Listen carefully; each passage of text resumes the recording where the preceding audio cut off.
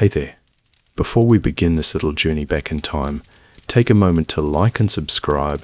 It truly helps me create more stories like this, filled with warmth, calm, and memories worth keeping alive. This channel is a place to slow down, to remember, and to feel something real, the kind of quiet warmth you can't rush. So for a little while, forget about the world's troubles. Forget the noise, the news, and the constant changes of today. Give yourself this one peaceful hour, just for you. Lay back, close your eyes, make yourself comfortable. Let your thoughts drift into that soft, memory-filled space. A gentle meditation through time, where every sound, every image, every story feels familiar, because once it was your life. So take a deep breath and let's travel together, back to the moments that still live quietly inside us all. Chapter 1. The Call to Dinner. It always began the same way. A voice, warm, patient, and yet commanding in that motherly way, cut through the noise of the evening. Dinner's ready. Wash your hands. No matter where we were, out in the yard playing catch, sprawled on the living room floor with comic books, or finishing up our homework at the kitchen table. Those words pulled us in like a magnet. There was something about that call that made the world pause. You could be halfway through building the greatest Lego tower of your young life, but once Mom's voice hit that certain tone, you knew the tower could wait. The smells had already told us it was almost time anyway. That slow, savory perfume of roast beef and onions, the faint sweetness of biscuits browning in the oven, or sometimes that unmistakable tang of tomato sauce bubbling away on the stove. The air in the house seemed to thicken with warmth, as if every breath carried a story you already knew by heart. We'd rush to the bathroom, elbowing one another for a turn at the sink. The little bar of pink soap sat in its dish, a sliver thinner every week, its scent sharp and clean. The water was always either too hot or too cold, and the towel hung by the mirror was a little damp from whoever washed first. Still, washing your hands wasn't just about hygiene. It was a quiet moment of transition. You left the day behind, mud from the yard, chalk from school, grease from your bike, and stepped into something sacred. Dinner was family time, and you came to the table clean, inside and out. By the time we filed into the dining room, Mom was already there, wiping her hands on her apron, eyes scanning the table like a general surveying her troops. Every plate had its place, the silverware lined up neatly on a cloth napkin, glasses half filled with milk or iced tea depending on the season. The tablecloth, a little faded from years of use, told its own history. Faint stains from gravy spills or cherry pie drips that no amount of scrubbing could quite erase. Dad would take his seat at the head of the table, and even before he spoke, you could feel his presence. It wasn't authority in a harsh sense, it was steadiness. He was the anchor. Sometimes he'd tap his knife gently on the edge of his plate and say, "All right, let's see what we've got tonight." And Mom, with a half smile that said she'd been waiting for that line, would proudly announce the menu as if she were unveiling a masterpiece. Meatloaf, mashed potatoes, green beans and homemade rolls. And peach cobbler for dessert if you behave. The younger ones would giggle. The older ones would exchange knowing looks. Everyone behaved after that. Grace came next. We'd bow our heads, hands linked, and Dad would say the same short blessing he'd said for as long as any of us could remember. "Lord, thank you for this food, this family, and this home. Simple, honest, enough." Then came the symphony of dinner, forks clinking, chairs scraping, the quiet hum of conversation growing louder as plates filled and worries disappeared. There was always a moment, a single perfect moment, when everyone was talking at once. Mum asking how school was. My sister teasing me about my hair. Dad telling a joke that wasn't all that funny, but made us laugh anyway, because he tried so hard. The rhythm of those dinners was as steady as the ticking clock on the wall behind us. Sometimes the radio played softly in the background, just enough to fill the pauses. Maybe Perry Como or Patsy Cline, something slow and golden. Other times, the only soundtrack was the sound of us eating, breathing, living together. Every dinner had its cast of characters. There was always the picky eater, usually me, pushing peas around the plate as if rearranging them might somehow make them disappear. There was the middle child who talked too much, the older one who rolled their eyes at everyone, and the youngest who could get away with anything. Mum kept us in line with a look, one eyebrow raised, head tilted just so. It wasn't angry. It was reminding. If we'd had guests, Grandma, a neighbour, or one of Dad's old friends, there'd be an extra chair pulled up, and another plate added without fuss. Hospitality wasn't something we planned, it was something we lived. And somehow, even when money was tight, the table never felt empty.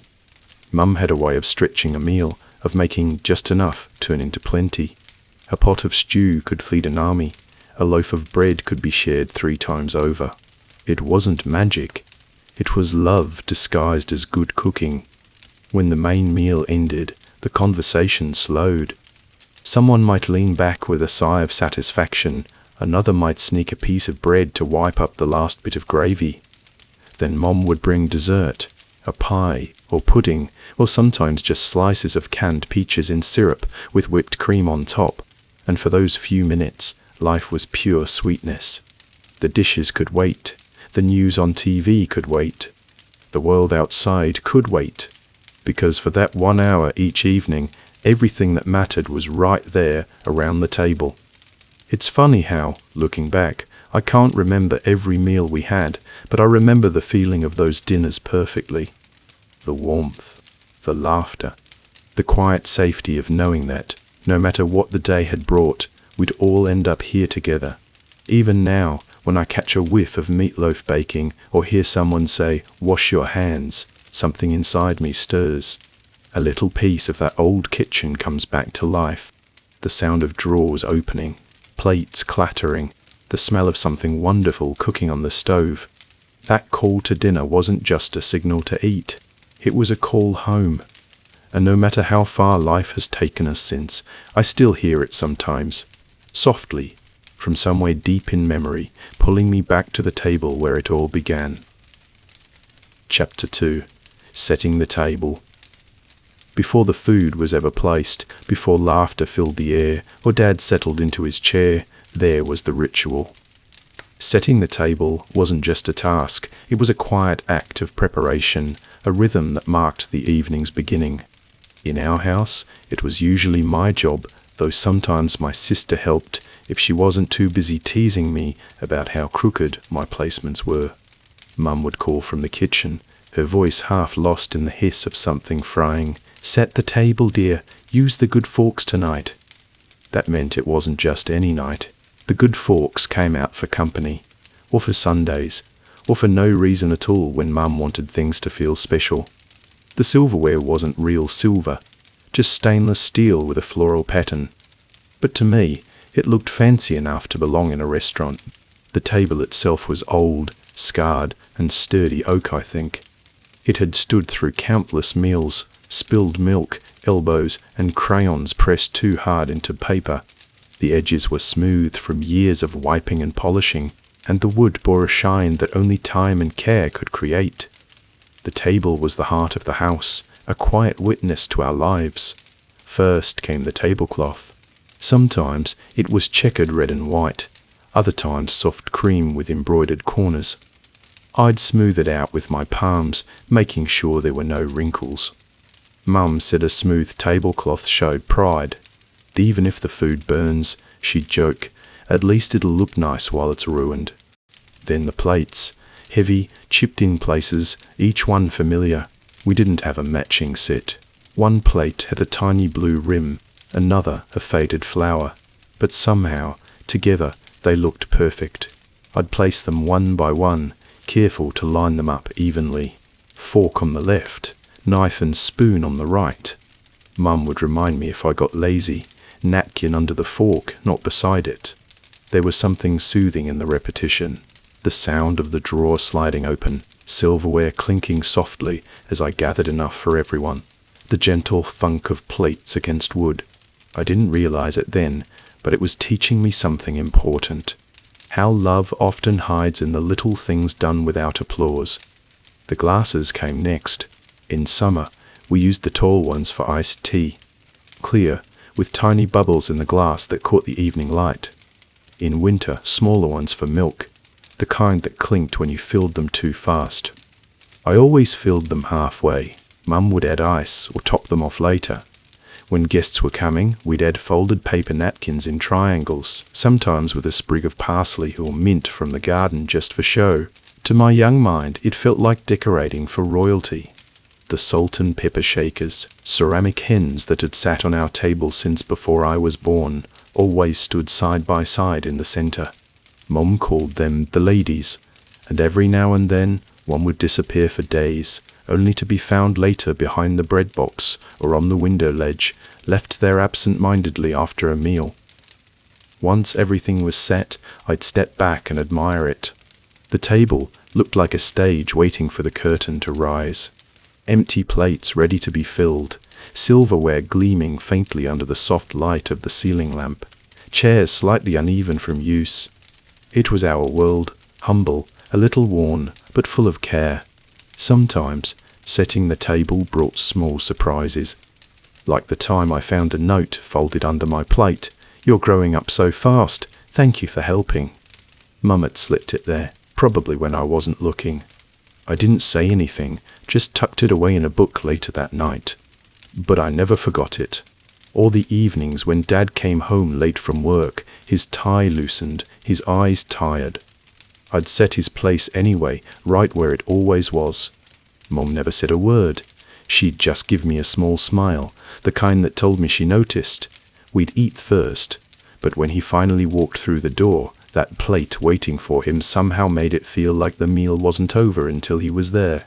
When I think back now, I realize how much setting the table mirrored life itself. We prepared, we waited, we tried to make things right, even if they never stayed perfect for long. The forks would never line up perfectly. Someone would always spill something, but we showed up anyway, and that was the point. Sometimes I wonder how many dinners that table saw. Birthdays with candles and cake crumbs, holidays with relatives laughing too loud, quiet nights when the air was thick with worry, and still the plates went down, the forks aligned, and the family gathered. Years later, when I moved into my first apartment, I caught myself doing the same thing, setting the table for one, folding a napkin just so, placing the fork on the left, knife on the right, like Mom taught me. It was a small comfort, a habit that connected me back to where I came from.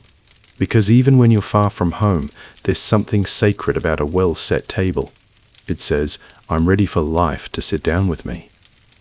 And maybe that's what Mom always knew. Setting the table wasn't about plates or forks or symmetry. It was about creating a place for people to come together, to pause, to be seen. It was about saying, without words, "You belong here." Even now, when I see a neatly set tablecloth smoothed, glasses lined, napkins folded, I can almost hear her voice from the kitchen, gentle and sure, "Use the good forks tonight." Chapter 3. Mom's signature dishes.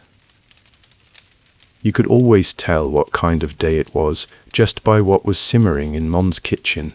Some dishes meant comfort, others celebration, and a few, like her tuna casserole, meant she was tired and doing her best with what we had in the pantry. But no matter what she made, there was one truth. Everyone in the family knew Mom's food tasted like home. Her menu didn't come from cookbooks with glossy photos or fancy titles. It came from habit, from memory, from the rhythm of living through the 1950s and 60s, when food was simple, hearty, and meant to fill you up after a long day. The most famous dish in our house was her meatloaf. Every family seemed to have their own version, but ours was something special. She never measured a thing. Just a handful of breadcrumbs, a splash of milk, a spoon of ketchup, and a whisper of Worcestershire sauce. She mixed it all with her hands, humming as she worked, pressing it into the pan like an artist shaping clay. When it baked, the smell filled the whole house, a warm, savory perfume that drifted into every room and made you suddenly hungry, even if you'd just eaten. The top would caramelize into a dark, glossy crust, just sweet enough to make you lick your fork. And when she sliced it, The sound alone was comforting, a soft crumble that meant dinner was ready. No restaurant meatloaf has ever come close, maybe because none of them had her touch, or the love she folded into every bit of it. Then there were her mashed potatoes, smooth and buttery, always whipped by hand. No lumps, she'd warn, pointing the masher like a wand. Lumps mean you rushed. And she never rushed. She'd add just the right amount of milk, maybe a dab of cream if company was coming. Sometimes she'd mix in a bit of garlic or parsley for colour, but never too much. Simple was her style. And on Sundays, oh Sundays, she brought out the roast. That was the big one, the meal that made the whole week worth it. She'd start early in the morning, searing the beef in her old cast-iron pan, then nestling it into a roasting pan with onions, carrots and potatoes. The oven door would open and close all afternoon, releasing waves of warmth that mingled with the smell of laundry soap and floor polish. By late afternoon, when Dad came home from mowing the lawn, the house smelled like heaven itself. You could almost taste the gravy before it even hit the table. Sometimes, especially in winter, we'd have chicken and dumplings. Soft, pillowy clouds floating in thick, creamy broth. That was my favorite. I'd watch her roll out the dough on the counter, dusting it with flour, her hands moving fast and sure. She never seemed to need a recipe. Everything she did came from instinct, passed down from her mother, and her mother before that. And she had her little secrets too. Like adding a spoonful of sugar to tomato sauce just to take the edge off, or slipping a pat of butter into hot vegetables right before serving. Everything tastes better with a bit of butter, she'd say with a wink. Even her grilled cheese sandwiches were legendary. She'd toast them golden brown in the skillet with a slab of butter, slice them diagonally, always diagonally, and serve them with a bowl of Campbell's tomato soup. That was our comfort food, especially on rainy days when thunder rolled and the lights flickered. Desserts were a whole other world. If you were lucky, you'd catch her on a baking day, when the radio played softly and the kitchen turned into a sweet-smelling wonderland. Her apple pie was the crown jewel.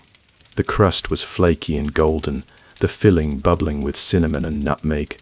Sometimes she'd let us sprinkle sugar on top before it went in the oven, and we'd watch it through the glass door, counting the minutes until it was done. Other days it was banana pudding, layered with vanilla wafers and whipped cream, served in a big glass bowl. Everyone took a spoonful too big, pretending they'd take just a taste, but going back for seconds anyway. And on birthdays, those were magic. She'd bake a yellow cake from scratch, frosting it with thick chocolate icing she made from cocoa, butter, and a little milk.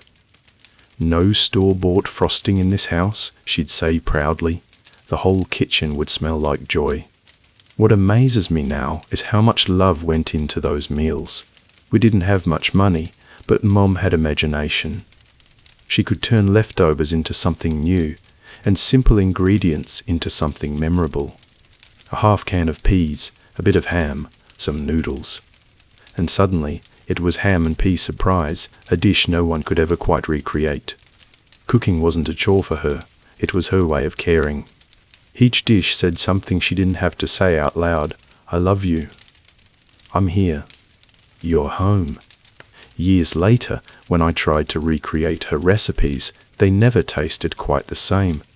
I followed every instruction she'd scribbled in the old notebook she left me, but somehow it was missing that invisible ingredient, her presence. Maybe it was the old oven that ran too hot, or the chipped mixing bowl she used that I don't have.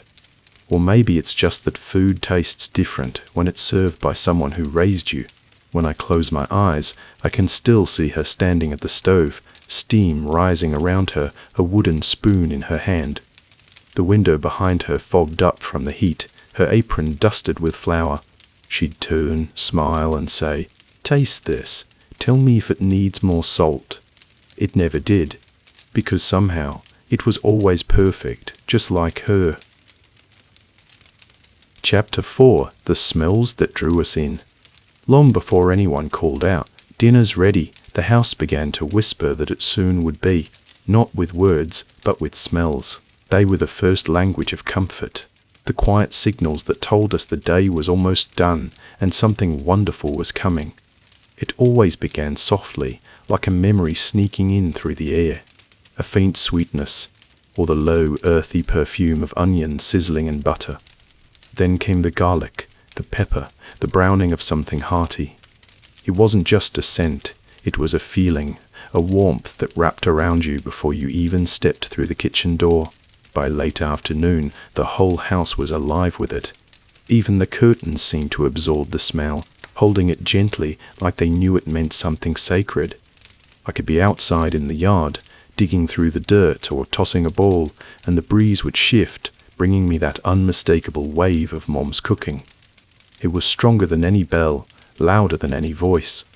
The smell of supper could stop a child mid-play. Sometimes it was bacon grease, reused from breakfast, adding a smoky note to green beans or potatoes.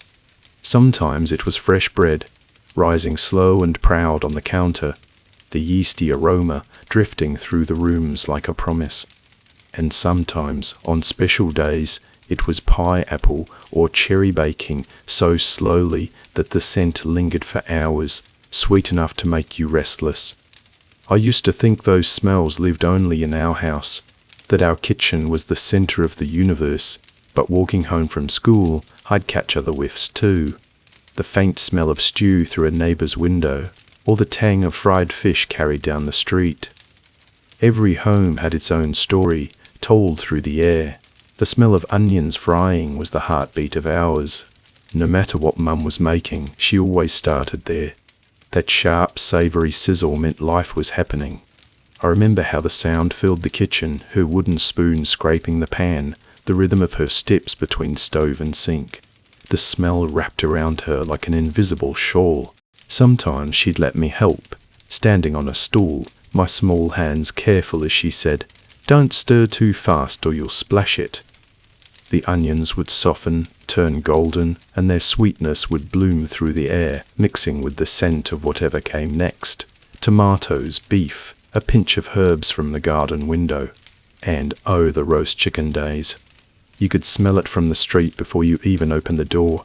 The house would be warm, the windows fogged, and inside the aroma hit you like a hug. Fat and herbs and garlic, it was a smell that filled your chest.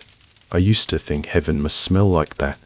There was one scent, though, that topped them all, Mom's coffee brewing after dinner. She always made a pot once the dishes were cleared, filling the air with that dark, comforting richness.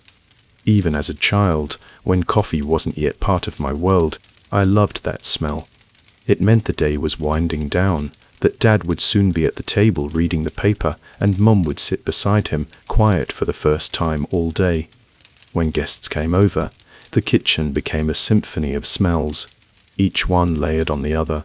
The tang of pickles from a jar, the sweetness of cake cooling on the counter, the faint whiff of starch from freshly ironed napkins, and underneath it all, the steady warmth of something baking, something that said, "Stay a while." Smells could tell stories. You could smell joy in a pan of brownies made for someone's birthday. You could smell comfort in chicken soup when someone was sick. You could smell patience in a stew that had simmered all day. Sometimes I'd wake in the middle of the night and still catch a trace of dinner in the air, the ghost of gravy or bread or pie lingering like a lullaby. Even the furniture seemed to hold on to it. The kitchen chairs, the old curtains, the wooden cabinets, they all smelled faintly of family. Years later, after we moved and the old house was sold, I went back once, just to see it again.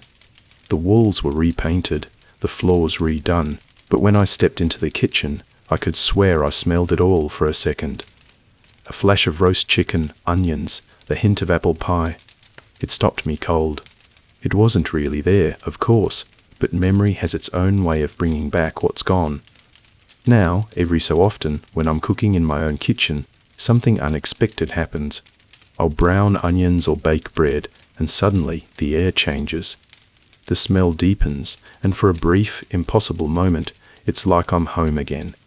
I can almost hear the hum of the old refrigerator, the ticking clock on the wall, the faint sound of Mom humming along with the radio.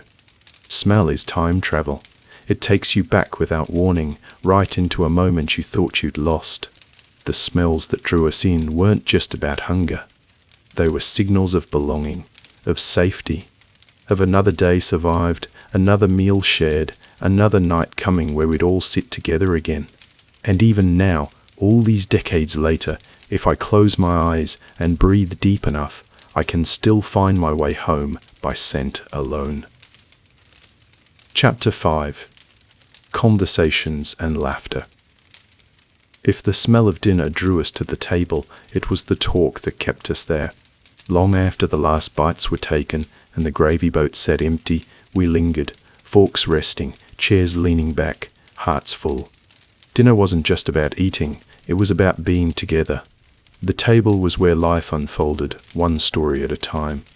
It started simple enough. Mum would ask, "How was school?" and we'd groan in unison, pretending the question was an ancient form of torture. She'd ask anyway, because she cared, and because she knew that within those small details of the day lay the bigger story of who we were becoming. Dad would fold his napkin neatly beside his plate, clearing his throat in that way that meant he had something to say. Sometimes it was about work, how the boss was impossible, or how the factory had added new machines. Other times it was something more like a sermon, though he never called it that. You know, hard work never hurt anyone, or you can't spend what you don't have. Simple truths, repeated so often they became part of the air we breathed. Between bites and laughter, life lessons were passed like the mashed potatoes, without ceremony, but with meaning. My brother was the joker of the group. He could turn any dull moment into a comedy show. He'd wait until Mum wasn't looking, then cross his eyes, or make a ridiculous face that sent me into a fit of giggles. One night he slipped a pea onto my chair before I sat down, and when I squished it, he whispered, "You're grounded. Buy vegetables." Dad tried to look stern, but even he couldn't hold back a grin. Mum's laughter was the best sound in the world. It was soft at first, almost polite. Then it would spill out, rich and full, until the whole table joined in. She didn't laugh easily, not after a long day of chores and cooking, but when she did, it lit up the room. And once the laughter started, it was hard to stop. Someone would bring up a memory. Remember when the turkey slid off the counter that Thanksgiving? And off we'd go again. Even the quietest among us would be smiling by the end of it. There was a rhythm to those dinners. The sounds layered like a song, forks clinking against plates, chairs creaking, the low murmur of voices rising and falling. Every meal had its soundtrack, and it was always the same, comforting, human, alive. Sometimes conversation turned serious. Dad would talk about bills, or Mum would mention a neighbor who was ill. The air would grow a little heavier, the laughter fade for a moment. But even then there was warmth. We listened. We cared. We learned that family wasn't just about sharing food, it was about sharing burdens. We didn't have smartphones to distract us, or a television blaring in the background. Just words, just each other. And that was enough. Every now and then a disagreement would break out, usually about nothing. A sibling squabble over chores, or who got the bigger slice of pie. Mum's solution was always the same: talk it out at the table. And somehow we did. No grudges lasted long where food and love were present. I remember one night Dad told a story from his youth about how he'd once hitchhiked halfway across the state to visit his cousin, only to run out of money halfway home. We sat wide-eyed, hanging on every word. He laughed at himself, shaking his head. I thought I was grown. Turns out I was just hungry. Mum rolled her eyes, but there was affection in it. You still are, she said, passing him another biscuit. Stories like that were how we learned who our parents really were. Not just Mum and Dad, but people with lives before us, with dreams, mistakes, and adventures of their own. Sometimes we'd talk about the news, something we'd heard on the radio or read in the paper. Dad had opinions about everything, and Mum had a way of balancing him out. Now, dear, she'd say gently, the world's complicated. Not everything's black and white. I think I learned empathy right there, between sips of milk and bites of chicken. And when guests joined us, neighbors, uncles, or one of my school friends, the table became even livelier. New stories mixed with old ones, laughter doubled, and Mom would beam, happy to see her table full. "Eat, eat," she'd say, waving her hand toward the dishes. "You can talk later." But of course, we talked while we ate, because that's what families did. After dinner, when plates were cleared and only crumbs remained, the conversation softened. Dad would sip his coffee, Mum would hum as she wrapped leftovers, and someone, usually me, would doodle with a finger in the condensation on my glass. The day would exhale around us, and for a few quiet minutes, everything felt right with the world. I didn't realize then that those simple talks were building the foundation of who we were. They taught us how to listen, how to laugh, how to care. They taught us that a meal shared is more than just food. It's connection. Now, when I sit at my own table and hear my children talking over each other, laughing too loud, interrupting and teasing, I smile. It's noisy, it's messy, but it's real. And I see pieces of my old life reflected in it. The laughter, especially. That's the part that never fades. Because in the end, those dinners weren't remembered for what we ate. They were remembered for how we felt. Full, heard, loved. And every now and then, when I close my eyes, I can still hear the echo of it all. The forks, the chatter, and that golden sound of my mother laughing, somewhere between a sigh and a song. Chapter 6. Dad's Chair. Every home had one, that single, sacred spot no one dared to take. In our house, it was Dad's chair. It wasn't fancy or expensive, just a sturdy wooden chair with a cushion that had seen better days, the fabric faded from years of use. But to us, it might as well have been a throne. The moment Dad's work boots hit the porch after a long day, we knew exactly where he'd end up. That chair wasn't just furniture. It was a symbol of presence, of order, of quiet authority wrapped in love. I can still picture it perfectly. The chair sat at the head of our rectangular dining table, facing the window that looked out into the backyard. Dad liked that spot because he could see everything. The kitchen to his left, the living room beyond, the whole family spread out before him. It was his little kingdom, not of wealth or power, but of home. When dinner began, we didn't need anyone to tell us where to sit. It was instinct. Mum was to his right, near the kitchen door, so she could hop up if someone needed seconds, or if the rolls burned, which they sometimes did. The rest of us took our spots down the sides, like loyal subjects of the realm. If someone, say, a guest or one of us kids being cheeky, accidentally plopped into Dad's chair before he arrived, the reaction was immediate. A hush, a glance, maybe even a nervous laugh. "Better move," Mom would say with a grin, "unless you're planning to run the house tonight." And we'd move. Quickly. It wasn't fear. It was respect. The kind that came from love and habit, from knowing the quiet rituals that made our home feel steady. When Dad sat down, the room changed. His presence grounded everything. He'd loosen his tie, crack his knuckles, and glance around the table as if counting blessings he didn't quite know how to put into words. Sometimes, he'd rest his big hands on the edge of the table for a moment before eating, like he was giving thanks silently, in his own way. His chair carried stories, too. I remember one evening when he came home late, his shoulders heavy with exhaustion. Work had been rough, and you could see it in the slump of his posture. Mom didn't ask questions right away. She just set his plate in front of him, still warm, and gave his shoulder a little squeeze as she passed. He sat there in silence for a few minutes, eating slowly. Then, as if the day had finally released him, he smiled. "Good gravy, Hon," he said. "You always save me." That chair heard everything, from laughter to scoldings, from family announcements to everyday chatter. It was where he told us about his promotions, where he gave his quiet advice, and where he doled out his fair share of fatherly wisdom. He had this way of leaning back slightly when he was making a point, one hand still holding his fork. "Listen," he'd say. "The world won't hand you much, but if you work honest and treat people right, you'll never go hungry." And just like that, a lesson was served alongside the mashed potatoes. When we misbehaved, Dad didn't have to raise his voice. He'd just pause, set down his fork, fold his hands, and give us that steady look from across the table. The room would go quiet. That look said more than 100 words could.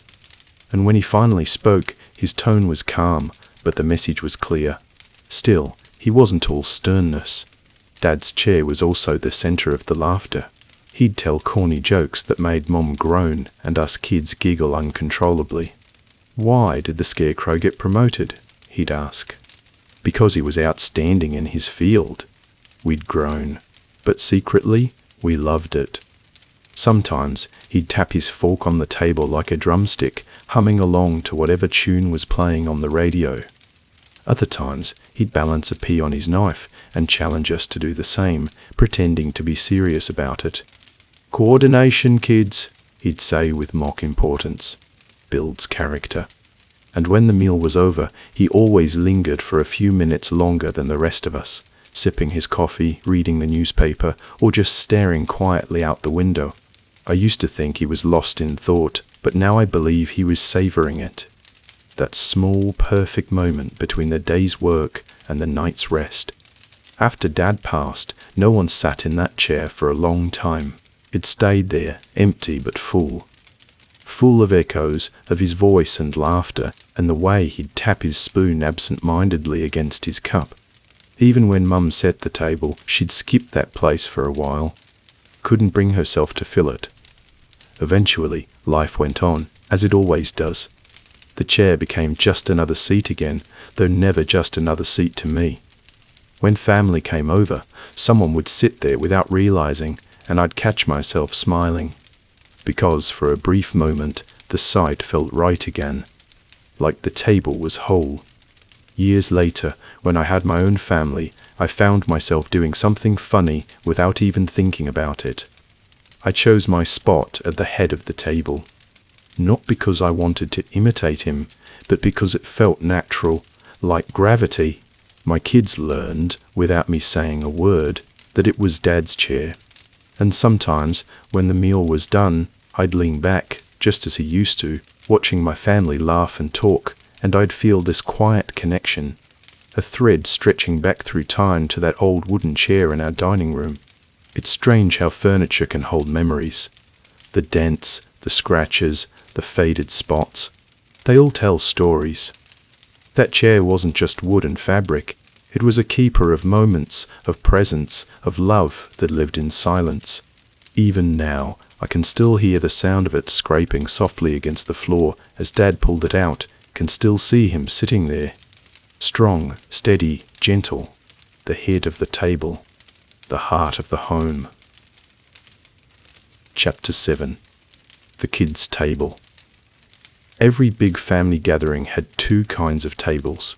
One was for the adults, full of steaming dishes, serious conversations, and the occasional burst of laughter that we weren't old enough to understand. The other was ours, the kids' table. Usually, it was a card table or a folding one, dragged out from the closet and set up near the corner of the dining room, or sometimes even in the kitchen if the house was full. It had wobbly legs and a vinyl tablecloth that clung to our elbows, and the chairs never quite matched. But we didn't care. To us, that was our little world. Messy, loud, and full of mischief. The grown-ups might have had roast beef and good china, but we had our own kind of kingdom. I remember being about 6 when I was first promoted to the kids' table.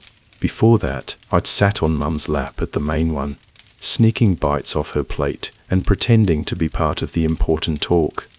But that year, at Thanksgiving, Mum smiled and said, "You're big enough now. You get your own seat." I was thrilled. Independence. My very own chair. My very own plate that wasn't balanced on someone's knee. What I didn't realize was that the kids' table was chaos. Beautiful, glorious chaos. The first rule was, nothing stayed still for long. Someone was always kicking someone else under the table, or whispering a joke they weren't supposed to know. Peas rolled like marbles, gravy dripped onto napkins, and laughter came in unstoppable waves. The second rule, don't let the adults hear you. That was harder than it sounded. We tried to whisper, but someone always snorted too loud or knocked over a cup, and Mom's voice would float from across the room. "Everything all right over there?" "Yes, Mom." We'd chorus, stifling giggles. Of course, it wasn't always all right. Once, my cousin Larry decided to see how many kernels of corn he could fit in his nose. The answer, apparently, was 3. Aunt Helen wasn't amused, but the kids' table had its own hierarchy. The oldest got to pour the drinks, which was a dangerous honor, and the youngest got the first cookie, usually because they cried until they did. The rest of us just jockeyed for position. Who sat closest to the desserts? Who got the corner seat where you could see the TV through the doorway? These things mattered. We didn't talk about politics or bills like the grown-ups. Our conversations were about things that mattered to us. What we saw on Saturday morning cartoons, who cheated at Monopoly, or what Santa might bring this year. Sometimes we'd make up wild stories about the food itself. My brother once convinced my cousin that green beans made your hair grow curly, and she refused to eat them for 2 years. And then there were the secret trades. You could always tell who didn't like what was on their plate. "I'll give you my carrots if you give me your roll," someone would whisper. Deals were made under the table like backroom negotiations. By the end of the meal, no one had the same plate they started with. But as messy as it was, the kids' table had a kind of magic the grown-ups' table never did. We laughed without restraint. We didn't care about manners or napkin placement or whether the peas were touching the potatoes. It was pure, unfiltered joy. I remember one Christmas when the adults' laughter died down and a soft carol played from the record player. Over at our table, we were busy turning our napkins into snowmen, using olives for eyes and toothpicks for arms. Mom walked by, saw the mess, and shook her head with a smile. "You kids," she said, and walked on. That was all we needed, the smallest sign of approval, the quiet permission to be young and alive. As the years went on, the kids' table slowly changed. The older cousins graduated to the adult table one by one, and each time it felt like losing a soldier. Their seats sat empty for a while until new little ones came along to fill them. I remember the first time I was invited to sit with the adults. I was maybe 14. Mum patted the chair beside her and said, "You're old enough now." It felt like an honor at first, but halfway through dinner, as Dad talked about mortgage rates and Uncle Joe went on about his new lawnmower, I found myself glancing over to the corner where the younger kids were laughing so hard milk came out of someone's nose. That's when it hit me. I missed my table. It wasn't just the noise or the silliness I missed. It was the freedom, the unspoken understanding that nothing had to be perfect. The food could spill, the jokes could flop, the world could be wild, and somehow it all still felt safe. Now, when I host family dinners, I always make sure there's a kids' table. Not tucked away in a corner, but right beside the main one, close enough for them to be part of the laughter, but far enough to have their own little universe. I watch them giggle, whisper, and make their trades, and it warms me more than any fancy table setting ever could. Because someday they'll look back the same way I do, not remembering the food so much as the feeling. The sound of cousins laughing, the smell of mashed potatoes, the comfort of being surrounded by people who, for all their teasing and noise, loved you just as you were. The kids' table taught us something precious, that joy doesn't need permission, that belonging comes in laughter, not perfection, and that sometimes the best seat in the house isn't the one at the head of the table, but the one with a paper plate, a cup of milk, and a group of giggling kids who think the world is theirs. Chapter 8. Sunday Suppers. Sunday had a rhythm all its own. It began quietly, with sunlight sneaking through the curtains and the faint toll of church bells drifting from the distance. By late morning, the house was alive again, not with the rush of weekdays, but with something slower, softer, and more meaningful. Sunday was the one day when everything paused. No work, no rushing, no errands that couldn't wait. Just family, and the smell of something good cooking. Because everyone knew what Sunday meant. Sunday supper. Mom started early.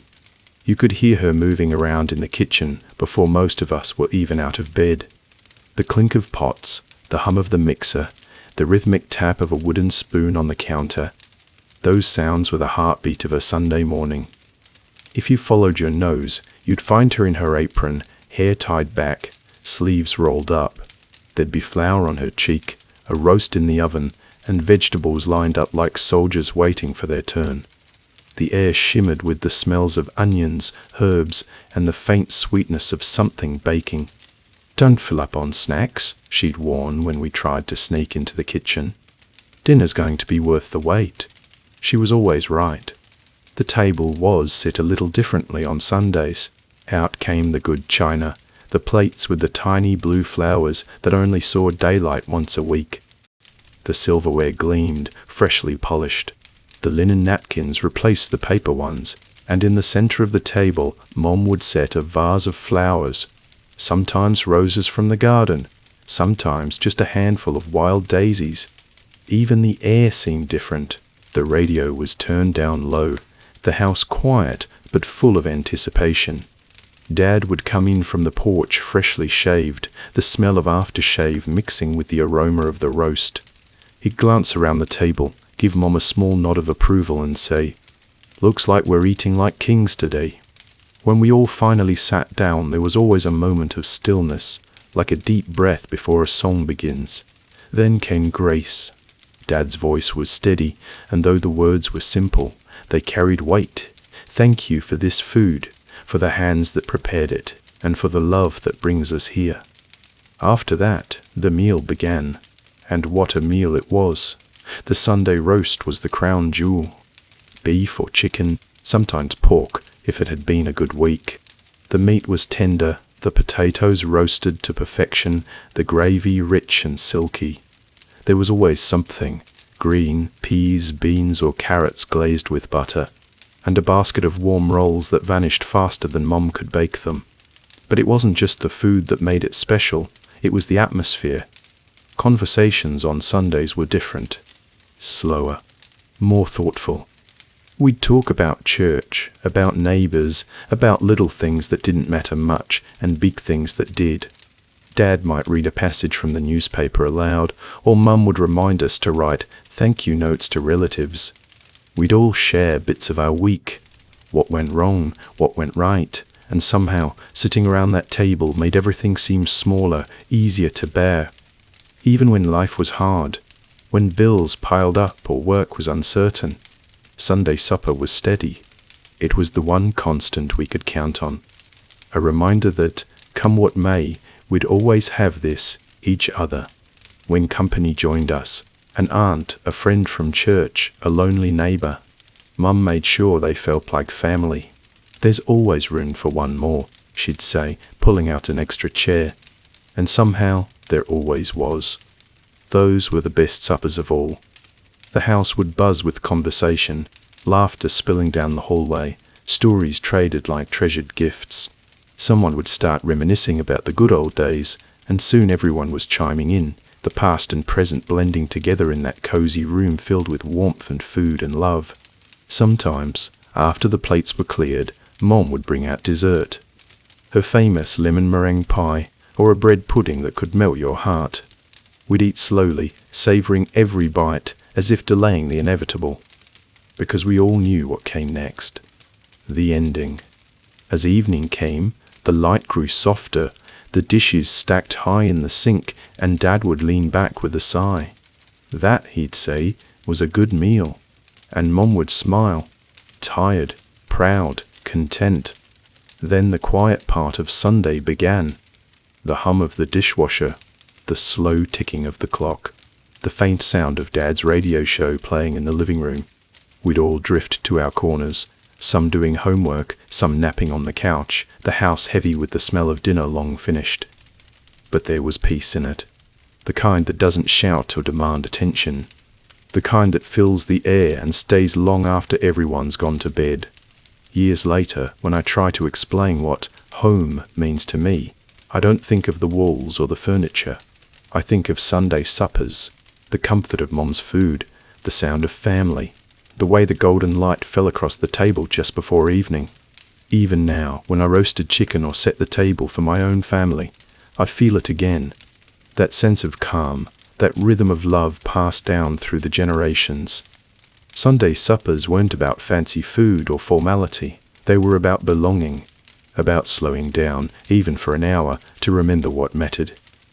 And I like to think that somewhere, in the soft hum of memory, our old house still smells like gravy and pie. The table is still full, the laughter still warm, and Mum's voice still calling from the kitchen. "Come on, everyone, it's Sunday, dinner's ready." Chapter 9. Clearing the table. It always began with the same sigh, not of annoyance, but of contentment. That soft, satisfied sound that came once the last fork scraped the last bit of gravy from the plate, the last story was told, and everyone leaned back in their chairs, full and happy. Then came the pause. For a few minutes the house was still. The conversation faded into quiet smiles. The clock ticked softly from the wall, and just when it felt like time itself had stopped, Mom would push back her chair, pat her lap with her napkin, and say the words that ended every meal since the beginning of time. "All right, who's helping me clear?" That was the cue. Like clockwork, we'd all glance at each other, trying to look invisible. My brother would suddenly find great fascination in his glass of milk. My sister would reach for just one more bite, and I'd pretend to be deep in thought, as though pondering something important. But Mom wasn't fooled. "You," she'd say, pointing with a half smile. "Start with the plates." The work itself wasn't much, a few trips to the kitchen, a handful of dishes at a time, but it felt monumental when all you wanted to do was run off to play. Still, once you started, something funny happened. The work didn't feel like work anymore. Clearing the table was part of the rhythm of family life, the quiet teamwork that came after the noise. It was where the conversations softened, where gratitude settled into motion. We'd scrape leftovers into bowls, cover them with wax paper, and tuck them into the fridge. The smell of warm plates and dish soap mixed in the air. Someone would stack the silverware just right, while another collected glasses still beaded with condensation. And over the running water, voices would rise again, not loud like before, but gentle, easy. Mom might hum, Dad might dry dishes with a towel draped over his shoulder, and we'd tell small stories, the kind that didn't make it into dinner conversation. Sometimes, Mom would let the youngest carry something light, a napkin pile or a basket of bread. "So you can say you helped," she'd tease. And that little moment of pride would light up the whole room. Other times, she'd shoo us away altogether. "Go on, I've got it," she'd say, but she didn't really want the help gone. She just wanted us to know she could handle it, that her kitchen was her kingdom. You could tell by the way she moved, graceful, methodical, every dish washed and rinsed in her own rhythm. I can still hear the sound of it now, the steady clinking of plates, the soft swoosh of water, the squeak of the dishcloth twisting in her hands. It was a kind of music, humble but comforting. Dad, of course, had his own role. He was the dryer. He'd stand by the sink with a towel, whistling softly, stacking dishes into tidy piles while keeping up a running commentary about the meal. "That gravy," he'd say, "was something else. We ought to write that one down." Mum would just smile. "You say that every week." Sometimes, when she was in a playful mood, she'd flick a few drops of water his way, and he'd act scandalized. "Now see here, woman," he'd laugh, "you'll start a war." It was simple, quiet joy, the kind of moment that didn't make headlines but made a home. When we had guests, the cleanup became a dance of politeness. "No, no, I'll do it," Mom would insist. "Absolutely not, you cooked," Aunt Helen would say, already collecting plates. Before long, everyone was in the kitchen anyway, sleeves rolled up, chatting and laughing over the sink. Somehow, It was always around that messy, steamy, soap-scented space that the best conversations happened, the honest ones, the ones where people said what they really felt. And even as a kid, I understood something important. The meal wasn't truly over until the last dish was done. The cleaning up was just as much a part of family life as the eating. It was what made the meal whole. As the years passed, things changed. We got older, busier, scattered. But on the rare nights when we all came home again, we still found our rhythm. After dinner, without a word, we'd start gathering plates and glasses. The sound of clinking dishes would rise like an old song we all still remembered the words to. And when Mom grew older and slower, we took over her part. "Sit down, Ma," we'd tell her, "we've got it." But she couldn't help herself. "You're stacking them wrong," she'd say, eyes twinkling. "And don't forget to rinse before you wash." Some things never changed. Now, in my own home, I see it happen again. After family dinners, my kids move around the table, some willingly, some reluctantly, collecting the dishes while I wash. I watch them out of the corner of my eye. The same motions, the same sighs, the same laughter bubbling up between the chores. And I can't help but smile. Clearing the table isn't just about tidying up. It's about continuing the conversation after the plates are empty. It's about teamwork, about care, about showing gratitude in motion. Because that's what family really is, not just the moments of celebration, but the small ordinary gestures that say, "We're in this together." When the last dish is dried and stacked, the lights dimmed, and the table bare once more, there's a moment, quiet and tender, where the air still hums with everything that's been shared. Laughter, stories, secrets, lessons. And in that silence, before the night fully claims the house, you can almost hear Mum's voice again, soft, content, and proud. Now that's how a family does it. Chapter 10. The Empty Chairs.